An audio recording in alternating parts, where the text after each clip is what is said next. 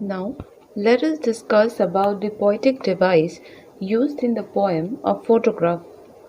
So, what is a poetic device? Poetic devices are a form of literary device used in poetry which are generally used by the poet to create rhythm, enhance a poem's meaning or intensity or mood or a feeling. So, in the poem Photograph, the poetess Shirley Toulson has used a number of literary devices. The first literary device she used is personification in the very first line of the poem. The cardboard shows me. So, what is a personification? Personification is used to give human qualities to something that is not human. The poetess used this device of personification in the first line, the cardboard shows me, where she gives cardboard the ability to show, where a non-living thing has given some human qualities. The second poetic device is the alliteration. Alliteration means the repetition of a consonant sound at the beginning of two or more consecutive words.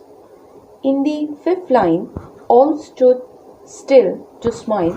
Here, stood still to smile. Here, in these words, the s sound has been repeated.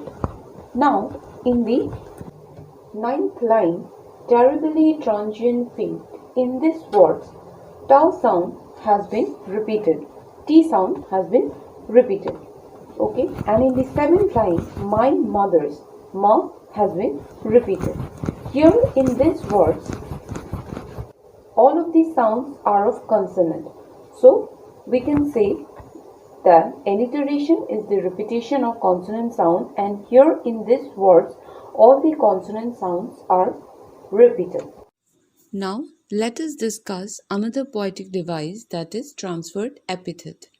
Now, before discussing transferred epithet, I want you to know about what is epithet. Now, epithet is usually an adjective or phrase expressing quality which is a characteristics of a person or a thing. For example, Alexander the Great. Now, here the great is the epithet. An epithet is generally an adjective that added to a person's name or a thing that usually to praise or criticize them. That is an epithet.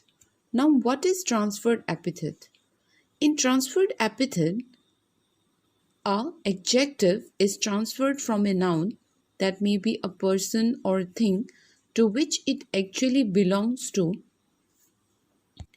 transferred to another noun with which it fits only grammatically but not logically or practically. When we say we had a wonderful evening, we have transferred epithet because the evening was not wonderful, but the feelings we had in the evening made us feel wonderful. The feeling of wonderfulness is transferred from us to the evening. The epithet wonderful is transferred from we to the evening. So that is the transferred epithet. An example of transferred epithet used by the poet in the ninth line of the first stanza, transient feet.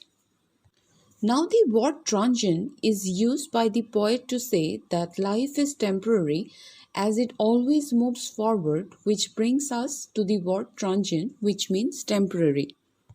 Now, instead of using the word transient for life, she has used the word transient for feet.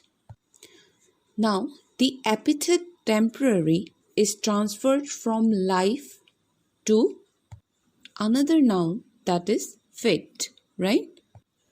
To show the lack of permanence in human life, that is why the adjective of one noun like life is transferred to another noun like fit. That is transferred epithet. Now, let us discuss about the poetic device used by the poet in the second stanza of the poem. The poetic device that has been used by the poet in the second stanza is oxymoron. Now, What is oxymoron? Oxymoron is a figure of speech in which two opposite words are joined together to create a dramatic effect. They mean the same matter. For example, phrases like dark light, definitely, maybe, original copy, pretty ugly, open secret, seriously funny, tragic comedy, love hate, all are examples of oxymoron. Now, let us say a sentence. The students clearly misunderstood what the teacher had instructed them. Now, clearly misunderstood. Clearly means in a clear manner, and misunderstood means incorrect, right? So, these two contradictory ideas are joined together to make the reader understand that the students totally did not understand something that was said by the teacher. So, that is an example of oxymoron where two ideas, opposite ideas, are joined together.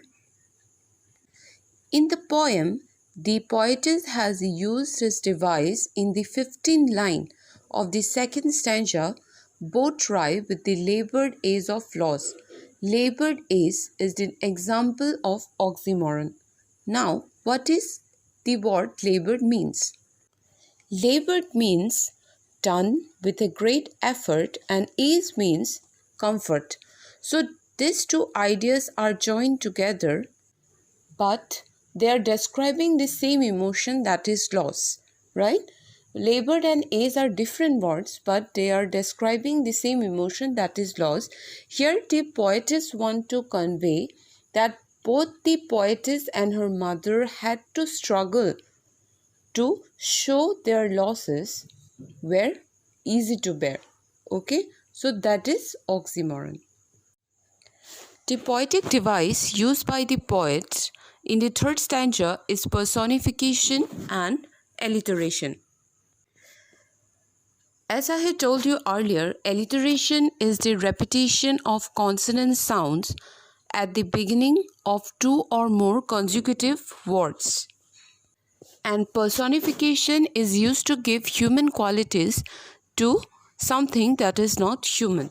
So in the 19th line, both the poet has used both these poetic devices. It silences. Now silence silences the s word, the s sound has been repeated, and the word silence has been given the ability to stop the poet from speaking. The situation has given the human quality of silence, which is an example of personification. So these are the poetic devices used by the poet in the third stanza, that is personification and alliteration.